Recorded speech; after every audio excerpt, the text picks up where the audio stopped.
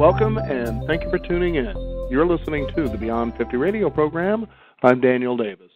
Today we have a special treat joining us here on the program today as we go back in history, especially to that golden age of entertainment. Joining us here on the Beyond 50 radio program today is author of the book, The Way It Was, My Life with Frank Sinatra. Our guest, Elliot Wiseman, who was Frank Sinatra's executive producer and manager for many, many years up until the time of his passing. He was also manager of such luminaries as Liza Minnelli, Sammy Davis Jr., Joan Rivers, Engelbert Humperdinck, and even Don Rickles. He's going to be offering scintillating revelations about his years with Sinatra and also find out about how they lost their cool in deal negotiations with Donald Trump for the grand opening of Trump's Taj Mahal. Many great insights, but what you'll find is a nice insight into the golden era of entertainment. I'd like to welcome to the Beyond 50 radio program today our guest, Elliot Wiseman. Elliot, thank you for taking the time to be on the program today. Well, thank you for having me. You know, one of the things I knew I had to do was start this program on time because that was something that was very important to Frank. That's for sure. Now, you know, because I was really enjoying the stories that you were sharing in there as how he would, like, tap his, his wrist, is like, what's going on here? How come we're not moving along? And one of the stories that I got a real big kick out of was the helicopter where he was going to leave someone behind, and it was actually his helicopter that they were in. That was Michelle Rickless, Peter's daughter, his wife, was on tour with us, and part of the deal was that we could use his aircraft, one of which was a helicopter, and we were all sitting on the helicopter ready to go, and he wasn't there, and the boss said to the pilot, let's go, and the pilot said, I can't go without my boss, at which point, okay, I knew there was going to be a problem, but fortunately, Rickless did show up within 5 minutes or 6 minutes. But when Rickless got on the plane, he ripped them pretty good, and that was the last time his wife ever worked for us. Now, your career when it came to entertainment representation began kind of in great hope, but kind of turned out to be real rocky when you talk about how this all started when it was time to build an entertainment venue in New York. Tell us about how this all started. Well, I had a theater that I built in New York, Westchester Premier Theater, which turned out to be a disaster. It was infiltrated by all sorts of people that we all don't really want to associate with on a daily basis, but it did happen. And it was also at a time where I guess the government was looking, they started in Tahoe, and when they failed there, they were looking to pin something on Sinatra. And it became very hairy, and I went through 2 trials. The first one, which ended in the hung jury, and the second one where I went down on all the counts, and the judge gave me more time than he gave everybody else combined on the basis that I had information that I could help the government prosecute other individuals. And the reality of it was, and it worked out that way, reading the book, is that I went through 200 hours of recorded conversations with the prosecutors, and they were convinced, okay, that I really, what was going on in the theater with things that had really nothing to do with the theater, but with the people that were around there had nothing to do with me, and I had no knowledge or control of it. But like you say, I got involved into the entertainment industry through the back door. My education was perfect to be in the entertainment business. I went to the Wharton School and majored in accounting and law, and graduated with a BSEC, a Bachelor of Science in Economics. And I worked for a big accounting firm, one of the big eight, for 3 years. And then I went on with my father and had our own accounting practice when I decided to go to Wall Street. That's where I got this idea of building this theater, which was a disaster in my life. But fortunately, there were enough people that came through the theater that realized that my qualifications were there, and I was being used, to squeeze me, to testify about things that I really didn't know. Now, that's the thing, is that Frank Sinatra seemed to have, I guess, it almost seems like urban legend in ways. We can't know, but these ties with the mob. And this is, how you started out, is there were these kind of characters, and some heavy-duty ones like the Gambino family and so forth, that sort of had their hands directly or indirectly involved in, I guess, call it skimming, if you will, from what was going on with the club, the entertainment that you set up there. But was always pointed that Frank Sinatra somehow was tied to the mob, and it seemed that's what the government was really interested in, and why they were coming after you so hard, as they were trying to get you to basically rat out one of the members of the pack, if you will. And that was something you never were willing to do. A, B, you weren't really sure, and so that's where you kind of open up the story that there was never, it was always allegations, but never anything concrete that Frank was ever really involved with people like that. Well, to my knowledge, and I started in 1977. Okay, from 1977 until he died in 1998. Okay, to my knowledge, he not only was at that part of his life was not involved. He really tried to run away from these people who always wanted to come backstage and say hello. And we always tried to avoid it. Once in a while, from time to time, traveling around the country, somebody would come by and say hello. But it was always at the, before the show started, for the simple reason is when he was through, we went right to the car and we left. We never went back to the dressing room. So if there were occasions where some of these characters came by and said hello, it was a hello, and he was on his way to the stage. And one thing Frank was pretty adamant about, too, is he didn't seem to take money under the table, that he was paid directly for what he was supposed to be paid for, and that sort of a thing. So you can almost see how that would eliminate any kind of idea that, that he was in on the take as well, because he was a guy with a lot of integrity. Well, that's 100% true. I mean, every penny that this man earned from the time I got involved went through his bank accounts. Okay, there's never a deal that I made that there was even a suggestion. Okay, that we'll give you part in cash or whatever. That just didn't happen. That was not part of who he was.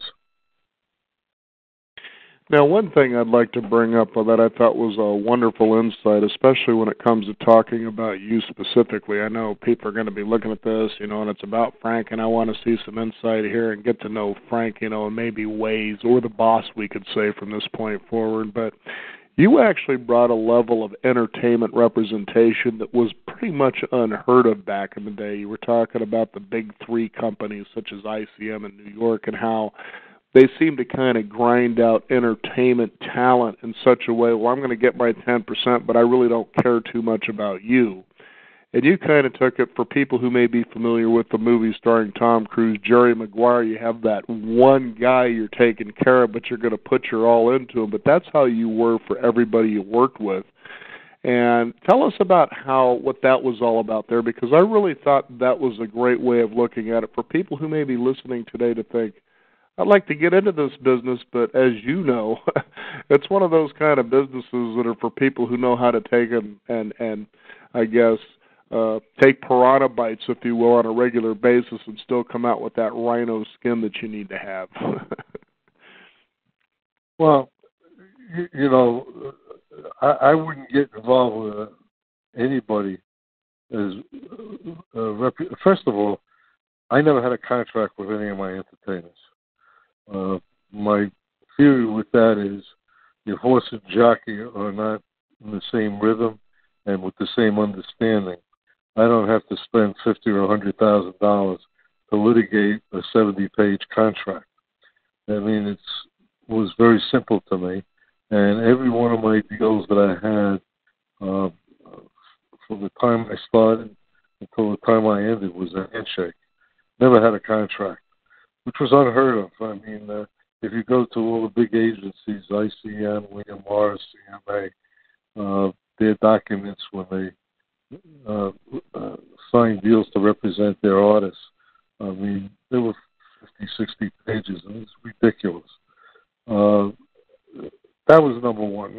Number two was, with every artist I had, I wanted to make sure they had a good lawyer, a good accountant. And my feeling is that this was necessary because one of my motives, was that every artist I represented should have more money when they leave me than when they started with me. And that also happened with every one of them. And I thought that was great that you talked about this because there's one, and you go further in detail when it comes to just this industry in general, that entertainers, they really want to get out there and they want to focus on doing what they do, which takes a tremendous amount of focus, energy, spirit, whatever else you want to throw into the mix. And so they kind of, leave the other details to everybody else. And we've heard many stories over the decades about people who, have made all this money in the industry and then they come out with pretty much nothing, and they're just dried up and now it's too late to do anything. And you were really making sure, okay, look, I'm going to make sure at the end of this that you're going to also have something and that you're well taken care of. And that this is an industry that really, it seems, almost gives you the feeling they don't care as long as they're making the money, and taking, what their take is. We'll just take it for as long as the artist goes, and then in the end, a person's pretty much feeling used and washed up. Well, that's true. I mean, the major agencies, were not dishonest. They took the commission, usually 10%. But they didn't care about the gig being successful or not. They didn't watch it. I got figures on a daily or weekly at worst of how my box offices were going for every gig that I had going with every artist. And when we looked at those numbers and we from time to time saw that there might be some softness, it gave us some time to try and make some adjustments for either further advertising or promotions, so that when an artist went out on stage, not only from the artist's point of view, but from the audience point of view, nobody wants to sit there with a house half empty. When you go to a concert and you go there and the place is half empty, it sort of puts a negative spin on it before the artist sings the first note. And if you want to keep a career going, you have to make sure that your artist is successful, not on a monthly or a yearly basis, but on a gig-by-gig basis. And just to give you a little insight on that, there were times, where, for the most part, the boss would play mostly big arenas, but, every once in a while I would go out there and I'd take a look at the third level, and it wasn't full, and we got to have some spaces up there.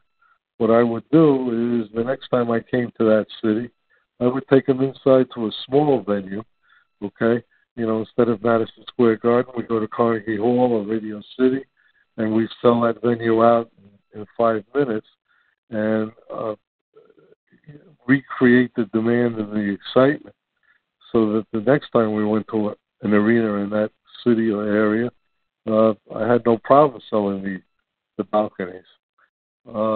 It's all about supply and demand. And people don't want to sit in an empty theater, and that's the easiest way to destroy an artist is when you lose the excitement. Couldn't agree with you more. I know, Elliot, when you talk about Carnegie Hall, that seemed to be one of Frank's pilgrimages, if you will, that he really loved performing there. Why was that? Well, it's because of the history of Carnegie Hall. It's as he said, there's a lot of ghosts here. That's correct. I mean, it's the only damn place that I ever saw him have some nerves before he went on stage, and I was standing in the wings with him once, and I didn't understand it. I said, you're uptight, boss. I says, what's the problem? He says, you know how many ghosts are buried here? He went out, of course, did a great show, but it never hit me that way. It was his same thinking of perfection and making sure that he lived up to his standards, which were the highest, which I guess caused a hesitation for him to with the duets albums that I struggled so hard to get him to the finish line, which when he got there, he thought it was great, but he was nervous at that point because he hadn't recorded in 10 years. And he didn't want to leave anything for history that was so-so. And that's one of the great points. I mean, he was who he was because of that, and because every time he went out on stage, the way I explain it, it was either the first game of the World Series or the seventh game. And the difference between that was if the crowd came to play, you had the seventh game. And that's the way he was.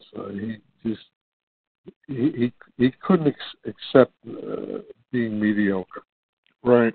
And that's a great thing that I wanted to bring up, too. You talk about, for instance, when we talk about his perfection, that there was a moment that he was on stage going into the second song, but the problem is that you guys were starting, I think it was like the reunion tour. It was the one with Sammy Davis Jr. and Dean Martin. And you didn't have the music charts. Now, first, describe what those were and what happened there. No, that was the precursor. We were doing Frank and Liza at the Meadowlands, and that was a huge concert, sold out for 2 nights in the New York area. But I had American Express and all the corporate people there that were going to sponsor the Frank, Dean, and Sammy tour. And we arrived at the Meadowlands, and Hank Catania, who was in charge of the music and the staging and everything like that, came to me and said, "Hey, boss, we got a problem." I said, "What do you mean?" He says, "They left the music in San Francisco." I said, "You kidding me or what?" He says, "No." I says, "Well, I had left sets of music in Chicago, Miami, Las Vegas, in case something like this happened." And I says, "Well, can't we get the music from Chicago?" He says, "I tried." He says, "I can't get the people on the phone." So my next move was to go in and ask the boss if maybe he could go out and do the sound check and see if he could get through without the charts. And he looked at me like I was crazy. He says, "It's impossible." I says, "Well, give it a shot." And he did. I mean, we had, this was a Friday and Saturday night engagement. He said, sold out. He went out and he tried, and after the first song, put the microphone on his stool, and he walked off the stage, and he walked towards me, and he says, "Go ahead, why don't you do the show? Maybe you're a better man than I am." And he left. And he said, "There's just no way you can do that with this kind of orchestra without the actual charts." Right, because he would hear little nuances, things that, that should be there that weren't, that was throwing him off, and he was just thinking, I can't do this. I'm done. That's just the way it is. That's just the way it was. Now, one thing I'd like to talk about is Jilly. Now, this here is someone who's been in Frank's life for a long time, as I understand. It was basically his security, his right-hand man, and this gives you some insight into the kind of humor and directness that Frank had when it came to teasing and giving people a hard time. Tell us about who Jilly was.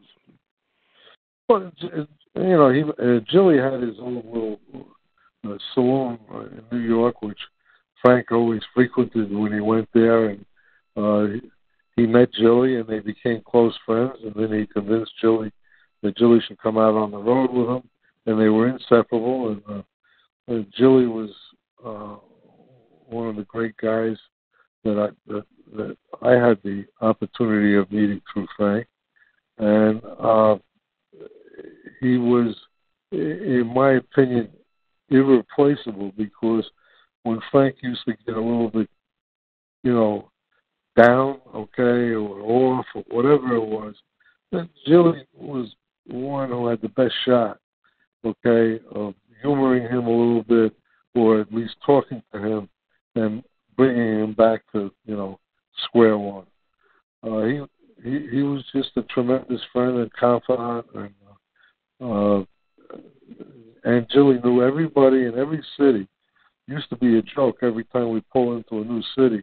We'd get off the plane, we'd get to the hotel, we'd all go up to the suite, and the boss would go into his part of the suite for 10 or 15 minutes, come out, and he says, "Where's Jilly?" I says, "Well, we're in a new city. He's got a meeting." And the boss would look at me, he's got his own group of fans, and people that he knows. He says, "It'll probably cost me another lawyer." The other thing that was funny too is when the boss was seeing Jilly, hand pressing and talking with friends, and comes back to the car and he says, "What are you, a politician?" Right. The best part was when we were in Italy, and Jilly's was born in Bari, and when we played Bari, where the plane hit the ground there, both sides of that runway were lined with Jilly's people that he knew, and Frank thought that was the funniest thing he ever saw. And when Jilly got off the plane, he thought it was the President of the United States. Now, there were also people that surrounded Frank that were people that were real pinnacle in actually helping you to manage the boss, and one of them was Vine. She was quite a woman. Well, Vine was the greatest. I mean, she took care of him, and my accommodations were always across the hall from his. And from time to time, if something was a little out of hand, she would knock on my door, or if he woke up the wrong way, she'd knock on the door, and she would tell me, "You better have a cup of coffee and hold on and come across the hall." But she was the one, that kept him going, all the time, before he went out socially or before he went out on stage. And Barbara, his wife, she was definitely a very hard pinnacle as far as his life is concerned in the later years. Well, the only way I can sum up Barbara is that she was married to him longer than all of his other wives put together. Mm-hmm. And I was close enough to the situation, very close with the family, that except for the marital spout that we all have, she kept them going. And as far as I'm concerned, their marriage was, in my opinion, was a good marriage. Yeah, because there was a lot of trouble with the boss's family, especially his children, with Barbara and their feeling about her motives when they came together. And I know that you had to really work on the negotiations with what the family got from Frank's estate versus what Barbara would be able to, have as far as being taken care of. And, and that's one of the things that you bring up that sometimes I think people overlook is that in the entertainment business, it's difficult as an entertainer, especially someone of Frank's stature. I mean, that's an American icon if ever there was one. I mean, right up there with Elvis Presley. That's it, bar none. And you realize that being, let's say a father like the boss would be difficult because what they live for, of course, is their fans, the applause, the spotlight. That's what they do. That's what they were born to do. And even in the boss's case, his own son, Frank Jr., really were in discord. They just weren't very comfortable with each other, as you described in the book. And I know there was at one point you were asking him, so what's going on between the two of you? And he says, well, try being 37 years old and never having dinner privately with your dad. That sort of a thing. And by the way, that put me right in place because when you said that, I understood.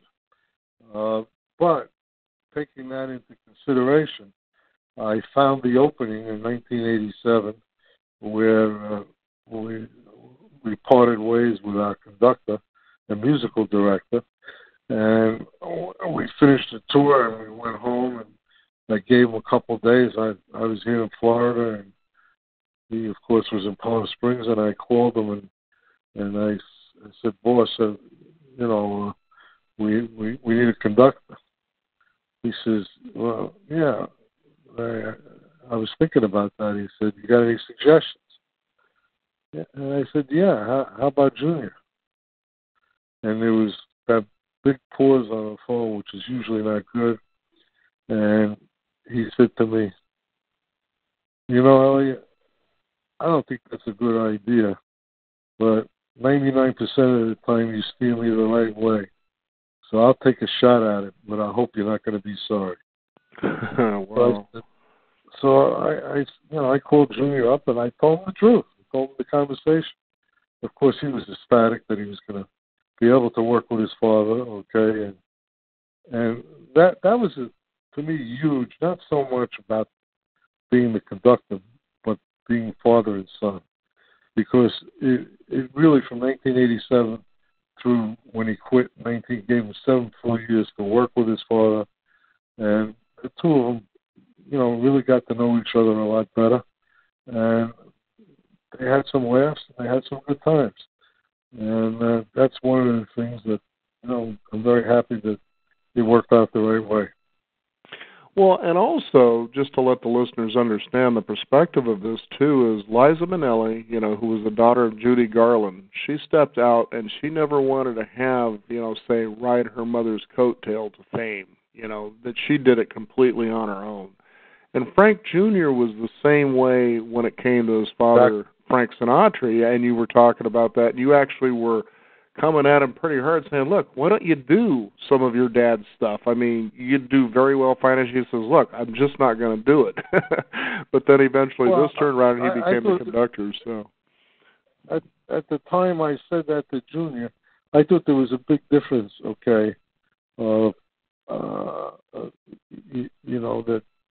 Sinatra already was very well established. His library and his songs that he made famous were there. They were going to be part of the family legacy to begin with. And, I just thought that when people went to see Frank Sinatra Jr., they were expecting to hear some of those songs. I certainly wouldn't encourage him to sing my way. In my opinion, there are very few people that have the right to sing that song. But there was a whole library, that he could have used. And eventually, after his father passed, he did do that, and his show became a lot more successful than it was. And no doubt as you bring up the song My Way, which I know a lot of people equate, it's synonymous with Frank Sinatra, right up there with New York, New York. And, when you think about... Well, excuse me. New York, New York is completely different than My Way. No, I know it is. I'm just saying those are songs that a lot of people... Okay. What I'm saying is that New York was written by Fred Evans, John Candy for Liza Minnelli. And Frank used to introduce it that way. That is a great song written for Liza Minnelli and stolen by me. So taking care of your client, right? Right. But what I wanted to bring up about the song My Way was a great story that you share about how the song came about, written by Paul Anka. And that was pretty... I'd like you to share that story there. Well, the music, the lyric was written by Paul Anka. But the music that Paul Anka got, he got it from a Frenchman. And eventually he settled for $1 million. That's the best $1 million he ever spent. And he changed the words and wrote the lyric, which is the lyric we hear today. But originally that song was written by a Frenchman. And that became the cornerstone because Paul Anka actually wrote the lyrics for Sinatra, didn't he?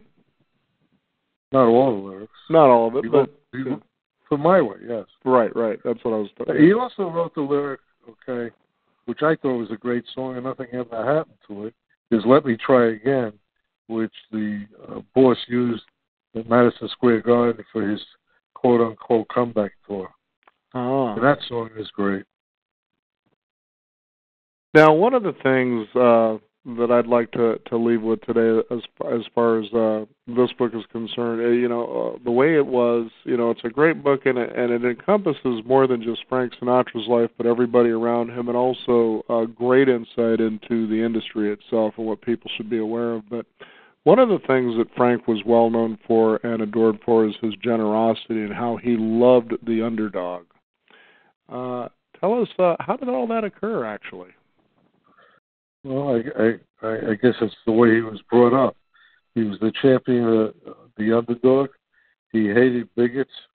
His father was a fireman, and when it came to cops or firemen, the law, he was very sensitive, and he was an avid reader. And when we go into a new town, he would get up in the morning and with his coffee, be reading the local papers.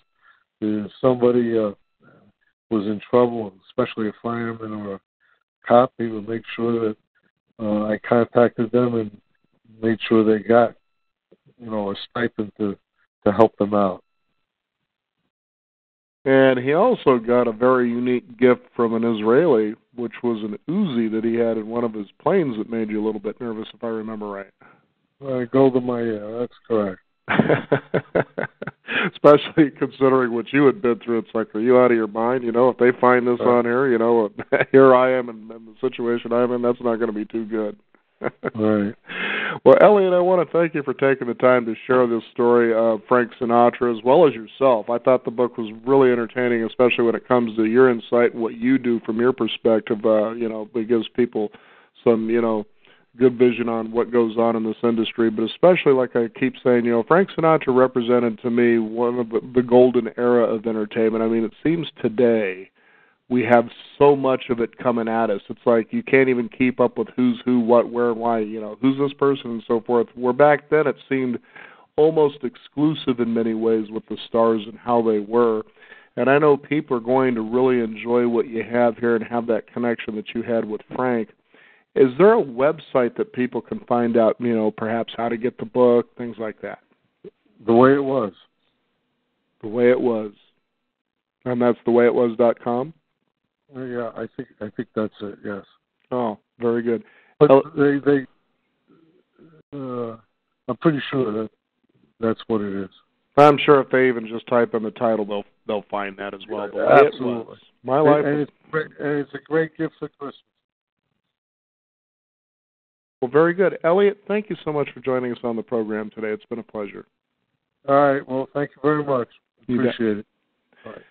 We want to thank you, the listeners out there, for tuning in. You can find out more by discovering us at Beyond50Radio.com. That is the number 50. You can sign up for our weekly e-newsletter and stay up to date with what's going on in the world of Beyond 50, as well as our upcoming shows. I'm Daniel Davis. Thank you for tuning in. This is the Beyond 50 Radio program, and remember, live your day past halfway.